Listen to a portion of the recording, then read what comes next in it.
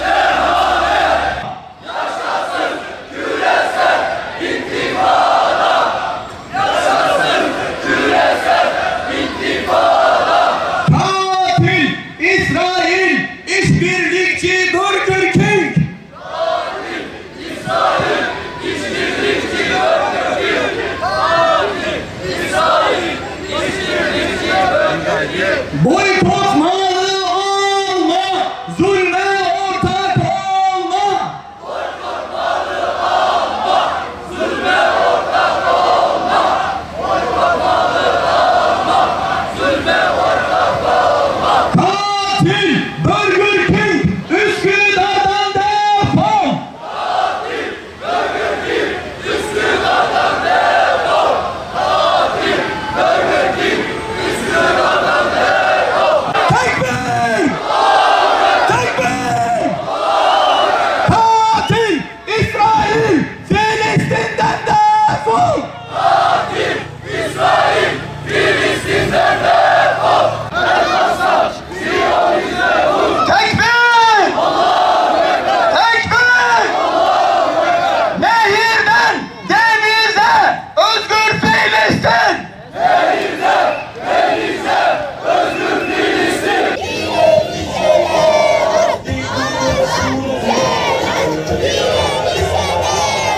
Bismillahirrahmanirrahim.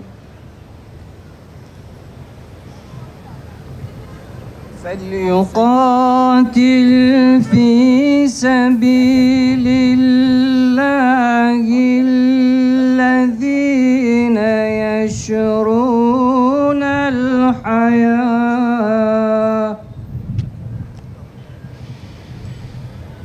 فليقاتل في سبيل الله الذين يشرون الحياة الدنيا بالآخرة. Müminler bir zulüm ve saldırıya uğradıkları zaman, bir bağye uğradıkları zaman birlik olup karşı dururlar.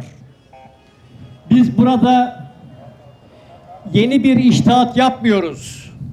Biz burada 40 kişiye vardıklarında hakkı, adaleti ifade etmek için Kabe'ye doğru yürüyen Resulullah Aleyhisselam'ın sünnetini devam ettirmek istiyoruz.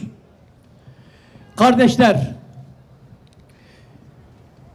Filistin'de ve Gazze'de, yani Siyonist vahşeti ve ırkçılık cinayetini bizatihi yaşayanlar ve bu cinayetleri oluşturan Batı dünyası buradaki ırkçılığı da, Arjantin'den Türkiye'ye kadar lanetlemek için burada bulduğumuza inanıyorum.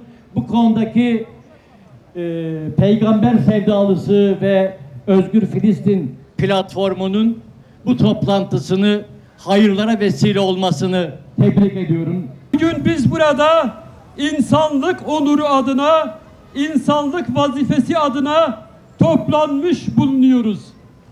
Evet, sürekli olarak konuşuyoruz. 281 gündür Gazze'de bir vahşet ölçü tanımadan, insanlık tanımadan, sınır tanımadan devam ediyor. Vahşetin her türlüsü sergileniyor.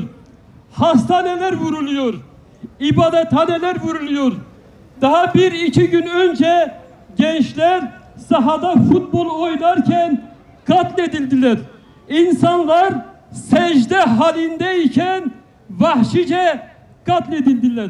Yani Gazze'de öyle bir soykırım, öyle bir insanlık suçu vardır ki belki bundan sonra da tarihte nadir ve benzeri görülmeyecek olan bir vahşet söz konusudur.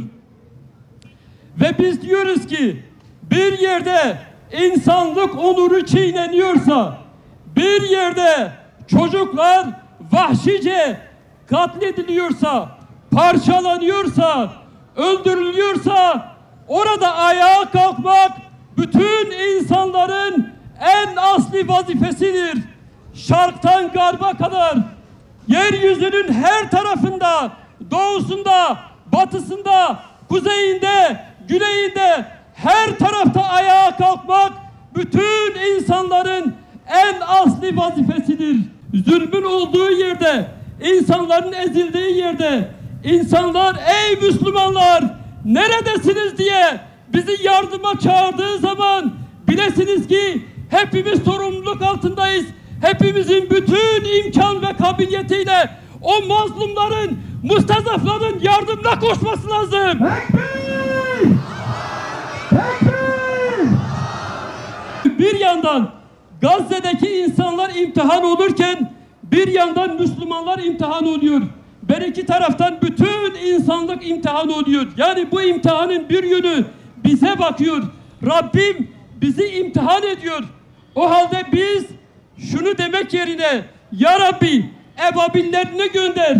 Ya Rabbi Gazze'li kardeşlerimizi kurtar demek yerine evet elbette ki dua edeceğiz. Bunun yerine fiili ve kavli duayı beraber yapmamız lazım ve Gazze'li kardeşlerimizin yanında durmamız lazım. Birisi eğer ki bir suç işlemişse zaten kanunlar karşısına çıkarılıyor ve bu insanlar yargılanıyor, cezaevine atılıyor. Bunlar üzerinden kardeşliğimizi baltalamaya çalışan ve dış odakların mobilize etmiş olduğu güçlere, kesimlere, ırkçıların oyunlarına kesinlikle gelmeyiniz. Biz diyoruz ki biz Müslümanız. Mazlumlar bizim kardeşlerimizdir. Kesinlikle ırkçıların oyununa gelmeyiniz. Diyoruz ki yaşasın kardeşlik, yaşasın insanlık, yaşasın İslam kardeşliği, kahrolsun faşizm, kahrolsun ırkçılık. Mazlumların sahibi Allah'tır. Mazlumları koruyan Allah'tır. Allah önce de koruduğu gibi yine de koruyacaktır. Ama Allah bizi deniyor. Allah bizi sınava tabi tutuyor. Bu zalimlerin yaptığı vahşete karşı acaba insanlık ne der? Müminler ne der diye hepimizin notları yazılır. Defterlerimiz dürülür ve Rabbimize arz edilir. Sürekli söyleniliyor, anlatılıyor. Televizyonlardan görüyoruz Gazze'nin durumu. Bu vahşi barbarlar, bu peygamber katilleri, bu bebekler katilleri, bu katil sürüler hiçbir yeri dinlemeden bombalıyor, vuruyor, öldürüyor. Bu onların erkekliklerinden değildir. Korkak insanların göstergesidir. Korkak insanlar ellerine imkan geçtiği zaman hiç kimsenin gözyaşına bakmadan vurup öldürüyor. Her yer Gazze, her yer direniş. Her yer Gazze.